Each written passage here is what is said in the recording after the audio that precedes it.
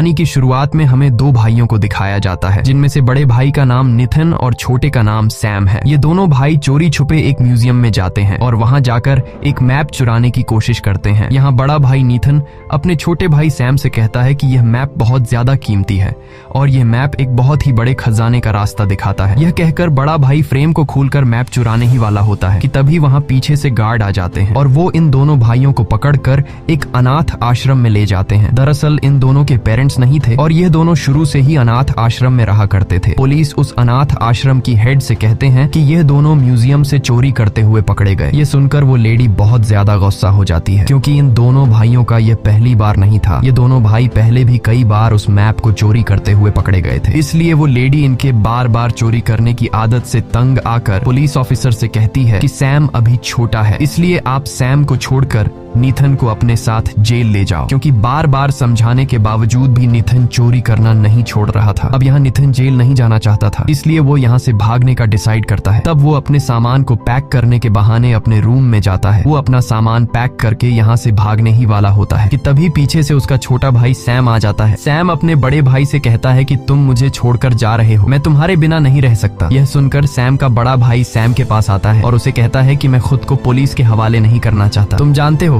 हम दोनों एक पायरेट फैमिली से बिलोंग करते हैं, इसलिए मुझे वो खजाना हर हाल में ढूंढना होगा। जाने से पहले सैम का बड़ा भाई सैम को एक लेटर और एक लाइटर देता है और कहता है कि मैं वापस जरूर आऊंगा। अब सैम अपने बड़े भाई के जाने के बाद जब वो लेटर खोलता है तो वो देखता है कि लेटर पूरा खाली है, उसमें कुछ भी नहीं लिखा होता। लेकिन जब सैम उस लाइटर को पेपर के नीचे जलाता है तब उस लेटर में लिखाई नजर आने लगती है। उस लेटर में ये लिखा था कि याद रखना हम लोग पायरेट्स यानी समुद्री लुटेरों की फैमिली से बिलोंग करते हैं। इसके बाद सीन शिफ्ट होता है और हमें 15 साल बाद का सीन दिखाया जाता है, जहां हम सैम को देखते हैं जो अब जवान हो चुका है और वो एक बार में काम करता है। लेकिन सैम उदास रहता है क्योंकि आज से ठीक 15 साल पहले उसका बड़ा भाई जो सैम को अकेला छोड़कर चला गया था वो अब तक लौटकर वापस नहीं आया और सैम अब भी अपने बड़े भाई की तलाश में है। इसी वक्त सैम के पास एक खूबसूरत लड़की आती है जिसे देखकर सैम उसका दीवाना हो जाता है और सैम अपने स्किल्स का इस्तेमाल करते हुए उसके सामने एक जाम पेश करता है। और जब वो लड़की सिगरेट जलाती है तो उसके पास लाइटर नहीं होता। तब वो सैम से उसकी सिगरेट जलाने को कहती है और यहाँ सैम उस लड़की की सिगरेट जलाते वक्त काफी बारीकी से उस लड़की के हाथ से ब्रेसलेट चुरा लेता है, जिसे देखकर हमें पता चलता है कि सैम अब भी अपनी खानदानी आदत चोरी करना नहीं छोड़ा है। और तभी सैम के पास विक्टर नाम का एक आदमी आता है। वो आदमी सैम से कहता है कि मुझे तुम्हारा लाइटर पसंद आया और मैं इस लाइटर को किसी भी कीमत पर खरीदना चाहता हूँ। लेकिन यहाँ सैम इस लाइटर को बेचने से साफ साफ इनकार कर देता है, क्योंकि वो लाइटर उसे उसके बड़े भाई नितिन ने दिया था। इसके बाद विक्टर नाम का वो आदमी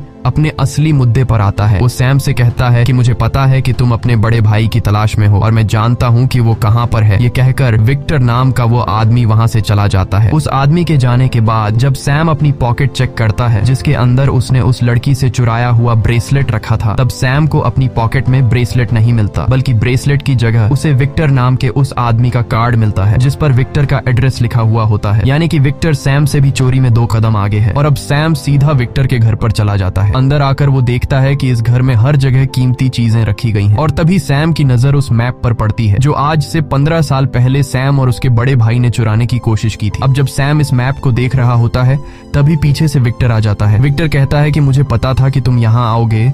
तब सैम विक्टर से कहता है कि यह तो वही मैप है जिसमें एक खजाने का नक्शा दिखाया गया है और इस मैप के रास्ते पर जाकर बहुत सारे लोगों ने अपनी जान दे दी और उन्हें कुछ भी हासिल नहीं हुआ। ये सिर्फ एक झूठी कहानी थी। तब विक्टर सैम से कहता है कि यह कोई झूठी कहानी नहीं है और ये खजाना सच में है। इसके बाद विक्टर वहाँ एक बुक खोलता है और इस बुक में वो सैम को एक शिप की तस्वीर दिखाता है और कहता है कि यह शिप कोई आम शिप नहीं है, बल्कि यह एक बहुत ही पुरानी शिप है जिसकी कीमत 500 करोड़ है। साथ ही साथ इस शिप में बहुत सारा खजाना भी छुपा हुआ है। तब सैम विक्टर से कहता है कि मेरा भाई कहाँ है, जिस पर विक्टर जवाब देता है कि तुम्हारा भाई और मैं इसी खजाने के पीछे लगे हुए थे, लेकिन फिर तुम्हारा भाई कहीं खो गया और पिछले 2 सालों से मैंने उसे नहीं देखा। लेकिन जाने से पहले तुम्हारे भाई ने इस खजाने के बारे में मुझे कई क्लूज दिए और मुझे पता है कि तुम्हें भी इस खजाने के बारे में काफी जानकारी है, इसलिए हम दोनों मिलकर इस खजाने को ढूंढ लेंगे। लेकिन सैम विक्टर के इस ऑफर को रिजेक्ट कर देता है। तब विक्टर सैम से कहता है कि अगर तुम मेरा साथ दोगे तो तुम्हें तुम्हारा बड़ा भाई भी मिल सकता है। ये सुनकर सैम सोच में पड़ जाता है और सीधा घर चला आता है। घर आकर वो अपने भाई की फोटोज देखने लगता है। अपने भाई की फोटोज देखकर सैम बहुत ज्यादा इमोशनल हो जाता है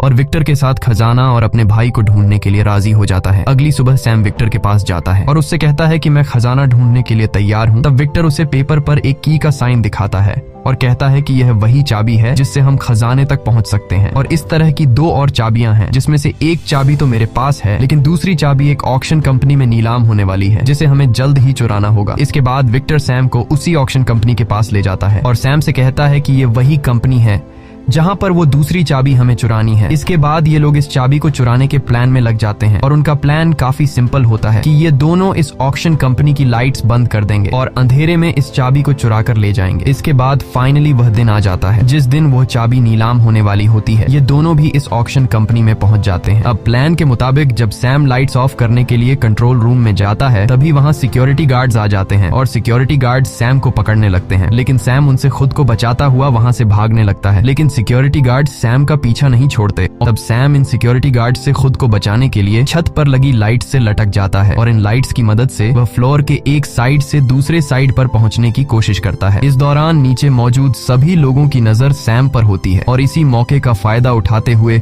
विक्टर गार्ड के कपड़े पहनकर चुपचाप वहां से चाबी चुरा लेता है। लेकिन जैसे ही विक्टर वहां से निकलने वाला होता है, तभी वहां एक लड़की आती है जिसका नाम लेला है और वो विक्टर के गले पर चाकू रखकर कहती है कि ये चाबी मुझे दे दो। तभी वहां कुछ गार्ड्स आ जाते हैं। गार्ड्स देखते हैं कि उस लड़की ने एक गार्ड के गले पर चाकू रखा है, क्योंकि विक्टर ने गार्ड का सूट पहना हुआ होता है। तब गार्ड्स विक्टर को अपना साथी समझकर उस लड़की को पकड़ लेते हैं और विक्टर आसानी से वहां से निकल जाता है। बाहर उसे सैम भी मिल जाता है। तब ये दोनों एक कार में बैठकर वहां से निकल जाते हैं और इसके बाद ये दोनों सीधे पहुंचते हैं बार्सिलोना। वहां उनकी मुलाकात फ्रेजर नाम की एक लड़की से होती है। फ्रेजर विक्टर को पहले से ही जानती होती है। यहाँ फ्रेजर और विक्टर के बीच ढेर सारी बातें होती हैं और उनकी बातों से सैम को पता चलता है कि वो दूसरी चाबी विक्टर के पास नहीं बल्कि फ्रेजर के पास है। तब विक्टर फ्रेजर से कहता है कि वह दूसरी चाबी हमें दे दो, हम तीनों मिलकर खजाना ढूंढ लेंगे और पार्टनर बन जाएंगे। लेकिन फ्रेजर इनका पार्टनर बनने से इनकार कर देती है और वहां से जाने लगती है। तभी इन दोनों को शक होता है कि फ्रेजर ने खजाना चुराने का इतना बड़ा मौका कैसे रिजेक्ट कर दिया। और जब सैम अपना बैग चेक करता है, तब उसे पता चलता है कि फ्रेजर उनकी भी चाबी चुरा कर ले गई है। इसके बाद सैम बिना सोचे समझे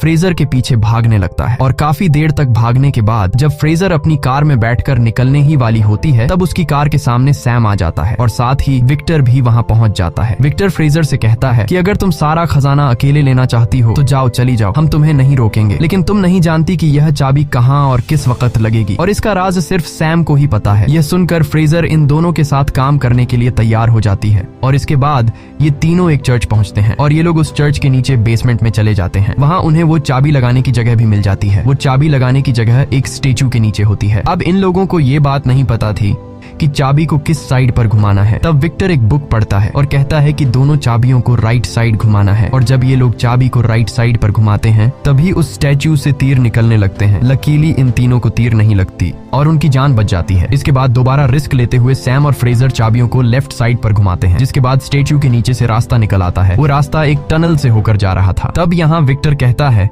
कि तुम दोनों उसी टनल के रास्ते से आगे बढ़ो, मैं यहाँ बाहर तुम लोगों को प्रोटेक्ट करूंगा ताकि कोई भी तुम्हारे पीछे अंदर नहीं आ सके। सैम और फ्रेजर को विक्टर की बात ठीक लगती है, जिसके बाद सैम विक्टर को अपने मोबाइल के जीपीएस के साथ कनेक्ट कर लेता है ताकि ये लोग जहाँ पर भी हों इन्हें एक दूसरे की लोकेशन मिलती रहे। इसके बाद सैम और फ्रेजर उस टनल के रास्ते से आगे बढ़ने लगते हैं और आगे बढ़ते हुए ये दोनों एक दूसरे दरवाजे के पास पहुंच जाते हैं जो इसी क्रॉस वाली चाबी से खुल सकता था। अब फ्रेजर जैसे ही उस दरवाजे को खोलने की कोशिश करती है तो वहां पर पानी भरना शुरू हो जाता है, क्योंकि ये दरवाजा ऊपर एक फाउंटेन से जुड़ा हुआ होता है और अगर जल्दी ये लोग बाहर नहीं निकले तो ये लोग पानी में डूब कर मर जाएंगे। और अब इस दरवाजे को खोलने के लिए दूसरे दरवाजे पर चाबी लगाकर पहले उसे खोलना होगा। सैम यहाँ विक्टर को कॉल करता है और उसे अपनी सारी सिचुएशन समझाकर कहता है कि बाहर तुम्हें एक चाबी का होल दिखाई देगा, तुम्हें जल्दी उसे खोलना होगा। अब विक्टर जो पहले से सैम के साथ जीपीएस के थ्रू कनेक्ट था, इसलिए वो उनकी लोकेशन जान लेता है कि ये दोनों कहाँ फंसे हैं। विक्टर उस जगह के करीब आकर जब सामने देखता है तो उसे वो चाबी वाला होल भी नजर आ जाता है। अब विक्टर उस जगह में चाबी लगाने के लिए सामने लगे ग्लास को तोड़ने लगता है। तभी लेला नाम की वो लड़की वहाँ आ जाती है जिसने पहले भी विक्टर पर अटैक किया था और अब इन दोनों में फाइट होने लगती है। दूसरी तरफ सैम और फ्रेजर पानी में डूबते ही जा रहे थे। यहाँ विक्टर उस लड़की से काफी देर तक लड़ने के बाद उसे सामने के ग्लास पर मारकर बेहोश कर देता है और जल्दी से उस दरवाजे में चाबी लगा देता है। विक्टर के चाबी लगाते ही दूसरी तरफ सैम और फ्रेजर के लिए ऊपर से दरवाजा खुल जाता है और उनकी जान बच जाती है। अब ये दोनों उस जगह से बाहर आते हैं और एक बार फिर से आगे बढ़ने लगते हैं। अब बारी थी फाइनल दरवाजे को खोलने की, लेकिन कोई भी ये नहीं जानता था कि इस दरवाजे को कैसे ओपन करना है। विक्टर बाहर खड़ा एक होल में से इन दोनों को देख रहा था।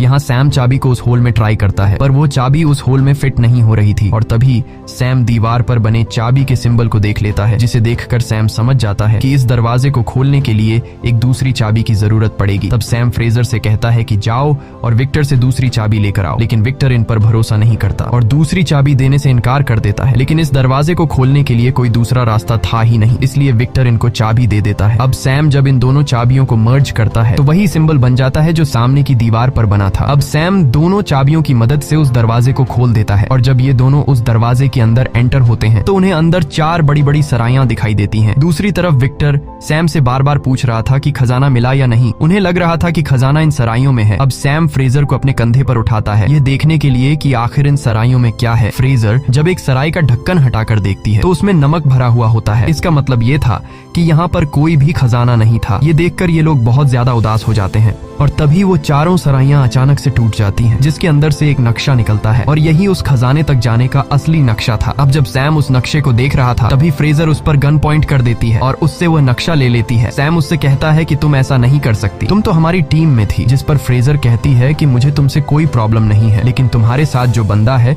जिसका नाम विक्टर है वो एक धोखेबाज इंसान है और उसने तुम्हारे बड़े भाई को भी धोखा दिया था। इसके बाद फ्रेजर सैम को गन से सिर पर मारकर बेहोश कर देती है और अपने साथ मैप और दोनों चाबियों को लेकर वहां से चली जाती है। कुछ देर बाद विक्टर सैम के पास आता है और वो सैम को बेहोश देखकर समझ जाता है कि फ्रेजर हमें धोखा देकर अपने साथ मैप और चाबियां ले गई है। सैम को जब होश आता है तो वो विक्टर से गुस्से में पूछता है कि मेरा भाई कहाँ है। अब विक्टर उसे बताता है कि मैं और तुम्हारा भाई बहुत साल पहले इस खजाने को ढूंढने के लिए निकले थे, लेकिन इस खजाने को ढूंढने सिर्फ हम नहीं बल्कि लैला नाम की वो लड़की भी थी जिसने म्यूजियम में मेरी गर्दन पर चाकू रख दिया था और उसी ने तुम्हारे भाई को मार दिया। ये सुनकर सैम बहुत ज्यादा इमोशनल हो जाता है और वहां से जाने लगता है, लेकिन तभी विक्टर उससे कहता है कि तुम्हारा भाई चाहता था कि उसके मरने के बाद तुम उसके सपने को पूरा करो। ये सुनकर सैम विक्टर से कहता है कि ठीक है, मैं इस खजाने तक अपने भाई के लिए जरूर जाऊंगा और खजाना मिलते ही हम दोनों के रास्ते अलग अलग हो जाएंगे। ये कहकर सैम वहां से चला जाता है। दूसरी तरफ हम फ्रेजर को देखते हैं जहां पर लैला भी मौजूद होती है। ये वही लड़की है जिसने सैम के बड़े भाई को मारा है और यहाँ हमें पता चलता है कि फ्रेजर और लैला दोनों एक ही आदमी के लिए काम करती हैं। फ्रेजर अपने बॉस को वो नक्शा और चाबी दे देती है, जिसे देखकर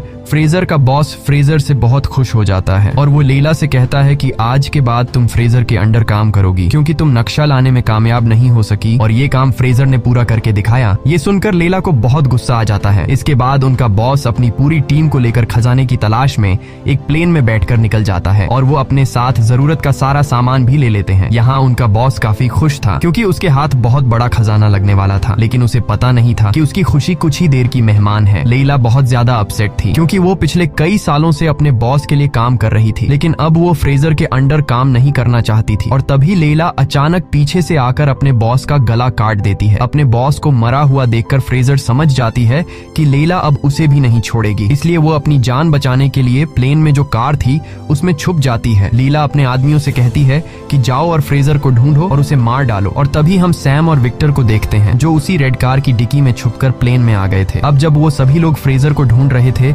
इसी मौके का फायदा उठाकर सैम और विक्टर चुपके से जाकर मैप चुरा लेते हैं। कुछ देर बाद लैला फ्रेजर को देख लेती है, जिसके बाद इन दोनों के बीच फायरिंग स्टार्ट हो जाती है। जब वो लोग एक दूसरे पर फायरिंग करने में बिजी होते हैं तभी यहाँ विक्टर सैम से कहता है कि हमें मैप मिल चुका है, इसलिए हमें जल्दी से पैराशूट लेकर यहाँ से जाना होगा। अब विक्टर तो पैराशूट लेकर वहाँ से जंप कर देता है, लेकिन सैम यहाँ से नहीं कूदता क्योंकि लैला ने उसके भाई को मारा था और आज सैम अपने भाई का बदला लेना चाहता था। वो लैला से कहता है कि तुमने मेरे भाई को क्यों मारा है। लैला उसे कोई जवाब नहीं देती और अपने आदमियों को उसे मार डालने के लिए कहती है। अब जब लैला के आदमी सैम को मारने के लिए आगे बढ़ते हैं तभी सैम वहाँ पर सारा सामान जो एक दूसरे के साथ अटैच था उसे खोल देता है, जिससे प्लेन का सारा सामान बाहर गिरने लगता है। अब सैम भी पैराशूट लेकर वहाँ से कूदना चाहता था, लेकिन तभी उसका एक पैर रस्सी में फंस जाता है, जिससे वो सामान के साथ ही बाहर हवा में उड़ने लगता है। लेकिन वो जैसे तैसे करके एक बार फिर से प्लेन में आ जाता है। पर तभी फ्रेजर जिस कार में छुपी हुई थी वो उसी कार को लेकर हवा में जंप करने वाली थी और तभी उसके सामने सैम आ जाता है, जिससे वो टक्कर मारकर उसे प्लेन से गिरा देती है। अब जब वो दोनों नीचे गिर रहे थे तभी फ्रेजर सैम से कहती है कि जल्दी से पैराशूट खोलो, लेकिन यहाँ पर तो सैम ने कोई पैराशूट लिया ही नहीं था, इसलिए वो दोनों एक कार्गो की तरफ जंप मारते हैं और जैसे तैसे करके उस कार्गो को पकड़ लेते हैं, जिसके बाद सैम उस कार्गो का पैराशूट खोल देता है और वो दोनों कार्गो के साथ सीधे नीचे समुद्र के पानी में जा गिरते हैं। जिसके बाद वो दोनों समुद्र के किनारे पर पहुंच जाते हैं। वहां पहुंचने के बाद वो दोनों एक होटल में रुकते हैं और रात को वो दोनों मैप को समझने की कोशिश करते हैं, लेकिन यहाँ पर फ्रेजर को तो कुछ भी समझ नहीं आता, इसलिए वो आराम से जाकर सो जाती है। लेकिन सैम यहाँ पर पूरी रात मेहनत करता है